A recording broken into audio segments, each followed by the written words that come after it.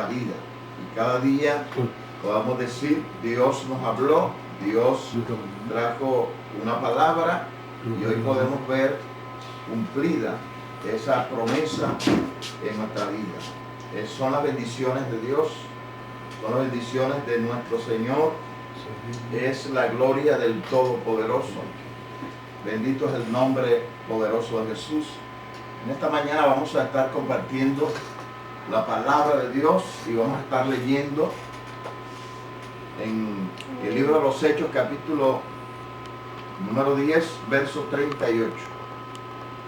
Cómo Dios ungió con el Espíritu Santo y con poder a Jesús de Nazaret, y cómo éste anduvo haciendo bienes y sanando a todos los oprimidos por el diablo, porque Dios estaba con él.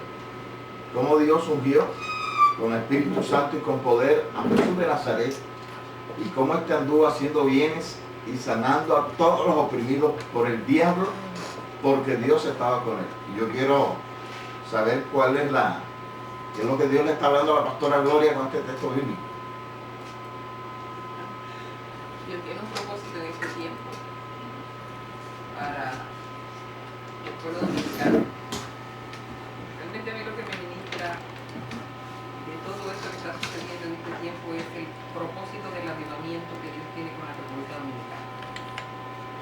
Y es un compromiso de todos los ministros, es un compromiso específicamente en esta época.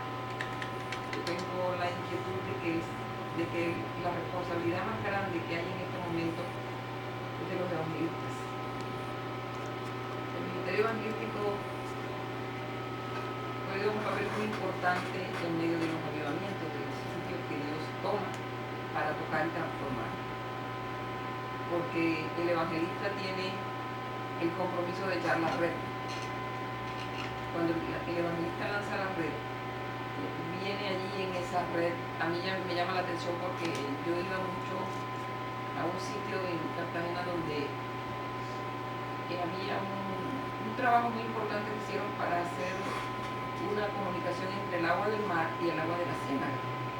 Entonces, en esa boca de la ciénaga que sale al mar, en donde hay un intercambio, unos holandeses hicieron un proyecto y establecieron una bocana que tomaba el agua para evitar la contaminación al máximo, para desintoxicar la ciénaga, pero que al mismo tiempo la zona del mar donde llegaba esa contaminación no afectara el resto de la costa por el asunto de las playas turísticas. Entonces allí había un fenómeno físico provocado por el hombre muy interesante que a mí me llamaba poderosamente la atención. Nosotros vivíamos relativamente cerca y a mí me gustaba ir por las tardes a la bocana para ver ese contraste y ese fenómeno tan tremendo que se daba en ese lugar. Y entonces allí había muchos pescadores que echaban la red y eso me llamaba tremendamente la atención porque yo veía que ellos estaban horas y horas tirando la red al agua, y en esa red venían los alevinos, que eran esos peces pequeñitos que todavía están en función de crecer, etc. Venía uno que otro pez grande, maduro, y ahí venía la lata, venía el zapato, venía todo el sucio que hay en esa zona entre la ciénaga y el mar. Y yo decía, así es el evangelio. El evangelista lanza la red y en esa red viene la piedra, el palo, el zapato, la lata, todo, y viene el pescado y vienen los que aún tienen que regresar al mar porque no están preparados para sobrevivir en tierra o no están preparados para consumir, porque la idea era el consumo de esos animales. Entonces yo observaba por horas ese trabajo de la red, esa paciencia, esa espera, ver en qué momento de la ola ellos lanzaban su red para ellos poder tener un producto. Y yo decía, ese es el ministerio evangelístico. Entonces el evangelista tiene la responsabilidad de lanzar la red. Y en esa red, el evangelista después tiene que depositarla. Entonces ellos traían la red y la echaban a la barca. Habían otras personas que estaban con ellos que hacían una selección. Él preparaba otra red para tirarla, esperar el momento oportuno para lanzarla, pero el que estaba en la barca empezaba a sacar el pescado, sacaba el zapato, sacaba la lata, sacaba el trapo, sacaba todo lo inmugre que venía en esa red y empezaba a seleccionar y echar a un lado lo que no servía y lanzar nuevamente al mar aquello que no estaba preparado para consumir. Entonces, ¿qué pasa? Que el evangelista lanza la red, pero viene el pastor y expurga esa red. Entonces, cuando el Señor Jesús andaba por la tierra predicando ese evangelio con poder, muchos venían a él. La Biblia habla de multitudes que andaban detrás de Jesús, pero ¿cuántos realmente fueron sus discípulos? Entonces, en un avivamiento como el que Dios tiene preparado para la República Dominicana y que la responsabilidad se la entregó a Santiago, porque es la puerta para hacerlo, y que hay un momento, los campos están blancos, llega el momento de la siega, viene el evangelista y lanza esa red. ¿Cuántos vienen ahí? Pero le toca al evangelista tirar las redes cada vez que vea la oportunidad del movimiento. Y esa red va a ser un trabajo. Entonces, llegó el momento de lanzar las redes. Y aquí el texto dice cómo ungió con Espíritu Santo y con poder a Jesús de Nazaret y cómo él anduvo haciendo bienes. Y sanando a todos los oprimidos por el diablo, porque Dios estaba con él. Entonces quiere decir que llegó un momento que los evangelistas empiecen a buscar que Dios esté con ellos. Amén. Cómo Dios ungió con poder, con Espíritu Santo y con poder a Jesús de Nazaret, y cómo este anduvo haciendo bienes y sanando a todos los oprimidos por el diablo, porque Dios estaba con él. Y nosotros somos testigos de todas las cosas que Jesús hizo en la tierra de Judea y en Jerusalén, y a quien mataron colgándole en un madero. Bien, aquí vemos cómo la obra del Evangelio se extiende, lo que decía mi esposa, la pastora Gloria, cómo el avivamiento Dios lo determina para una región, para un lugar, pero se necesita hombres que estén dispuestos no solamente a tirar la red, sino saber cuándo es el momento de lanzar la red. Porque cuando tú estás pescando, tú tienes que saber cuál es el momento de lanzar la red. Y el espacio, el lugar. Y el lugar donde tú vas a lanzar la red, sabiendo que ahí vas a coger de todo. El evangelista solamente se encarga de lanzar la palabra. Y después que todo lo que queda atrapado en la red, entonces Dios empieza a hacer la limpieza y la purificación.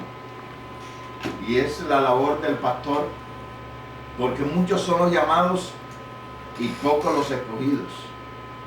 Entonces es necesario tener la disposición de permitir que la unción y el poder de Dios venga sobre aquellos que Dios tiene dispuestos para lanzar la red.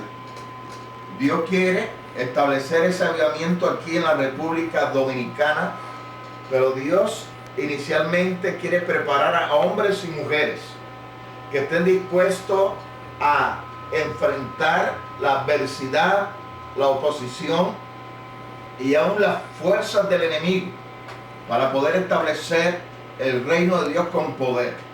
La Biblia dice que para que Jesús pudiera hacer los bienes que hizo y sanar a todos los oprimidos por el diablo, necesitó ser ungido con Espíritu Santo y con poder. ¿Cuánto más nosotros tenemos que buscar que el Espíritu Santo y el poder de Dios vengan sobre nuestras vidas? Recibir la unción de Dios para poder establecer el bien y libertar a los oprimidos. Es necesario entonces que el hombre de Dios entienda que sin la unción y el poder de Dios no se puede hacer la obra del Evangelio. En este tiempo están tratando de inyectar el conocimiento teológico, están tratando de establecer reglas y normas para implantar el Evangelio, pero sin la unción y el poder de Dios eso se cae por sí mismo. Necesitamos más que nunca en este tiempo que el poder de Dios se derrame sobre hombres y mujeres que han creído el mandato de Dios, que han creído las promesas de Dios, para que entonces lo que Dios ha dispuesto para esta República Dominicana se extienda y caiga sobre todos los territorios. Es el momento de que el Espíritu Santo bloque toda la isla. Porque la Ayuntamiento de República Dominicana tiene un doble propósito. Y una de las cosas más tremendas que Dios está haciendo es que esos oprimidos por el diablo, que tienen, que se gestan en el otro lado de la isla y que tienen un poder espiritual grande y una fuerza poderosísima en el mundo espiritual, tiene que retroceder. Y es necesario que el favor de Dios y la gracia de Dios sobre la República Dominicana absorba las obras del mal que hay en Haití. Sabe que hay algo muy interesante y que es necesario hablar. Muchas veces el enemigo se toma la mente del hombre desprevenido y le toca el sentimiento. Entonces muchas veces nosotros por el sentimiento nos olvidamos del propósito de Dios. Hay gente en necesidad, pero también sabemos que detrás de muchas cosas el enemigo opera, cautiva la mente de los hombres para impedir que la gloria de Dios se desate y se cumplan los propósitos de Dios. Así que es necesario, los hombres y mujeres que nos están escuchando, que son gente espirituales, que entienden el mundo espiritual, sepan que es necesario tener una dependencia divina, una dependencia en Dios para poder establecer el reino de Dios poderosamente sobre la tierra. Y no podemos sucumbir a la acción del sentimiento, de responder al sentimiento que muchas veces a nosotros nos toca al ver la necesidad de la gente, la pobreza, la esclavitud, la ruina,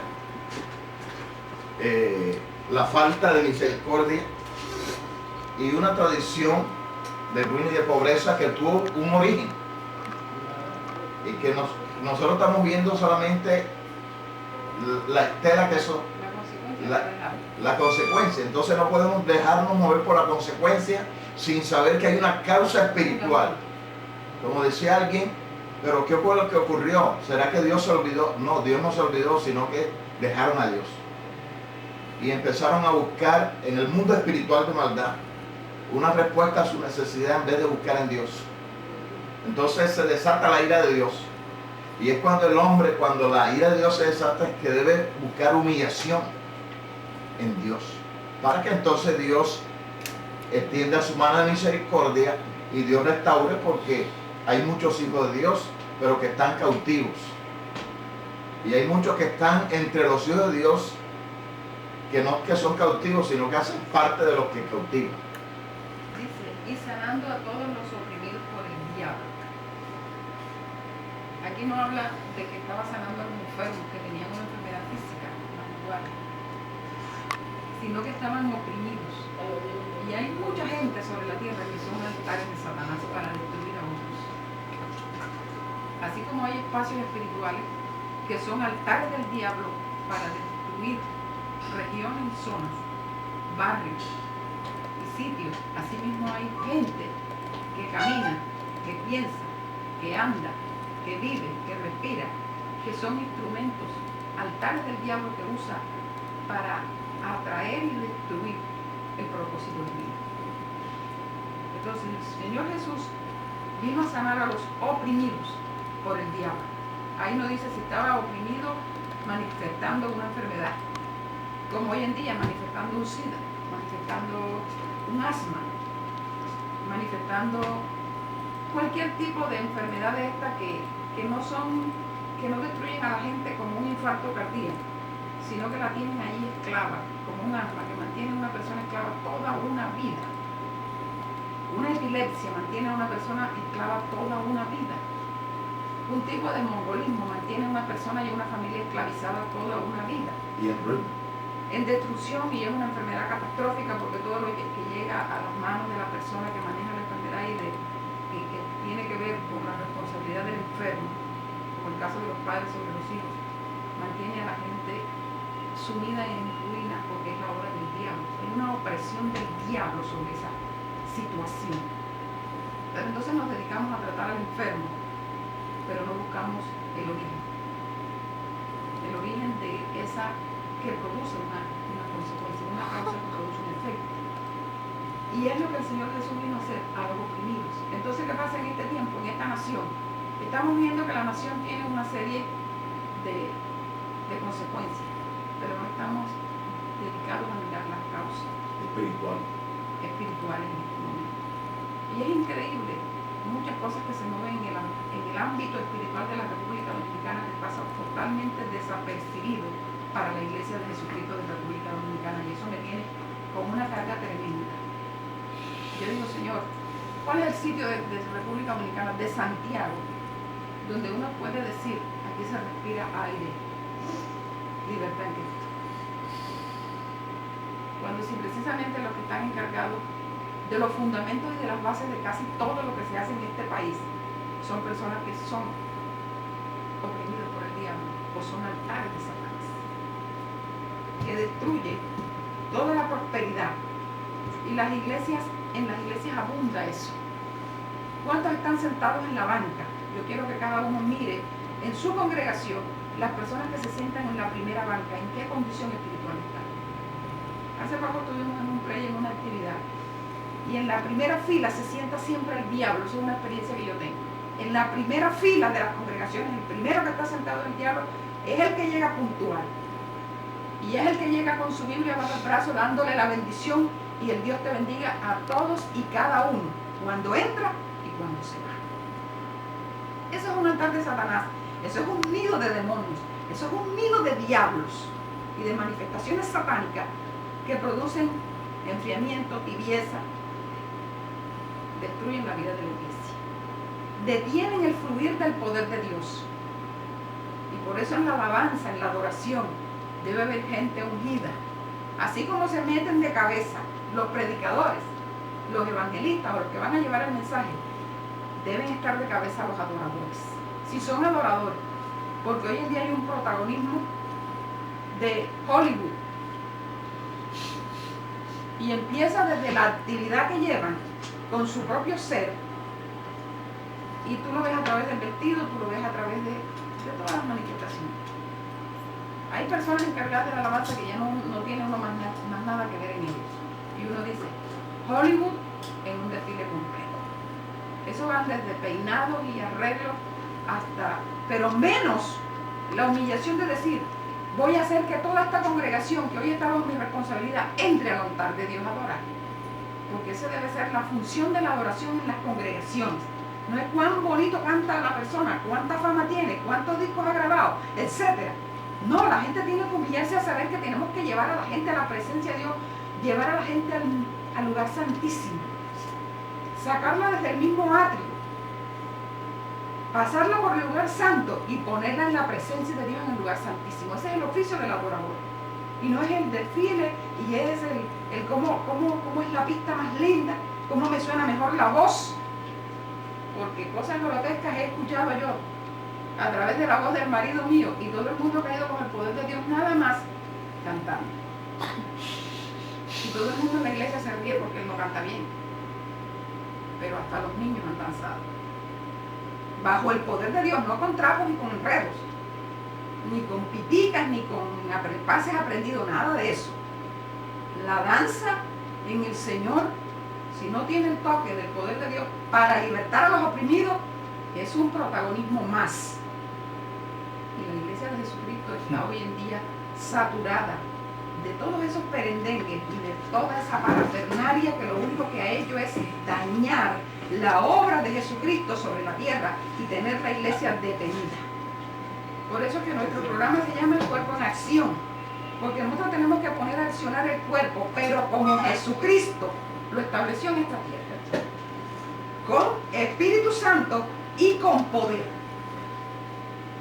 Entonces, va uno a veces a un culto y la persona dice, no, yo estuve en el monte tantos días y yo el rostro me resplandeció más que el de Moisés después que bajó los 40 días de allá arriba. Que se tuvo que poner el velo porque los demás se morían por la gloria que traía Moisés en el rostro. Sí, pero mientras tanto le están pasando una cantidad de protagonistas del canto y protagonistas de las canciones que ha tenido el espacio totalmente lleno, pululando el mismo diablo. Entonces, desde el momento en que nosotros abrimos un culto con una oración de inicio, allí debe estar la presencia de Dios. Y no es, voy a darle una parte, y el cultural y el no sé qué. Hermano, usted va a hacer cultural y a hacer partes, o usted va a buscar que la gente realmente salga untada de Dios. Porque para eso es que hacemos los cultos, para eso es que nos congregamos, para eso es que vamos a las iglesias. Porque uno no puede ir a las iglesias como uno va a un club social un fin de semana. Un rato para sentarnos en el borde de la piscina, un rato para echarnos a la piscina, un rato para sacar la comida y comérnosla, un rato para reír.